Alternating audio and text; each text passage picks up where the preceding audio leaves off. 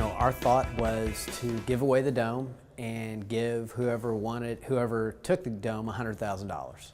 I'm just looking at all options that we can. The goal is to save the dome if we can, and to come up with a group that wants to come in and either partner or buy the building. I really liked the building when we first bought it, and I'd like to save it. It's just I feel like I'm boxed in, to use my last name. I'm kind of in a corner. I don't feel like that there is much we can do, and I'm looking at the city or the citizens to help. I was the only one that bought it at a sheriff's sale, and I bought it at a sheriff's sale to save it.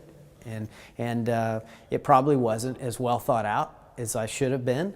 But I do like it, and I thought there are lots of options for it. I just haven't been able to do it. So how willing are you to entertain sale offers at this point, or partnerships? Any sale offers, partnerships, anything. Anybody that comes to me, I'm looking at all kinds of options. We're not going to apply for the demo permit tomorrow. Not at all. Demo permit effort is on hold. You're not pursuing that. Correct, correct. And if we did apply for a demo permit, it's not like we couldn't demo the back area. And that was one of the options when we applied for the demo permit, was to tear down the back area, the drive-throughs. And so maybe that there's an ability for a pad side or for something there that can make the payment, because every month, I'm losing money. I lose money on the payment, and I lose money on the property tax, and we lose money on the insurance. And plus, we have to staff this. This is 2.4 acres in Oklahoma City. I mean, we don't want it to just be completely run down. You could only do so much due diligence because it was a sheriff's sale. The biggest challenges have been the dome is not gold, it is brown. And then getting someone to work on to bring the roof back into shape has been a big challenge. Every person that we call out here, number one, they don't want to work on it. And then number two, when they do, it's an outlandish amount of money that they want to work on it.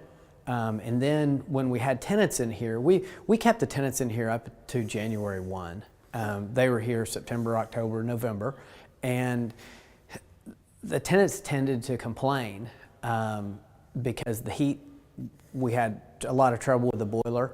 And then we didn't have trouble with the chiller because it came in September, and then we found out both those were shot, which that was tough. And so, which we didn't have to do, but we gave the tenants back the money that they had paid us in rent, and we gave them as much time as they needed. And there were only 4 or 5 tenants here by the time we bought it in sheriff's sale. We own a lot of property, and we don't want to be bad landlords. So that's another big challenge here. We don't want to rent a place that everybody complains and there's a problem. This was built for a bank, and that's what it's designed for. So in order for this to change, it will have to be reconfigured inside. And so from a preservationist point of view, to make it economically feasible, and even for me to make it break even, I'm not saying that I'm throwing in the towel on the dome. Mm-hmm. If somebody can come up with a plan that I can break even, we're fine. Sort of like a pure preservationist approach with the teller still standing, that really doesn't work. That doesn't work. Like I've been saying time and time again, I don't want it on my tombstone that I tore down the gold dome. But I don't think that people can realize that the city of Oklahoma City spent $1 million to try to fix this already.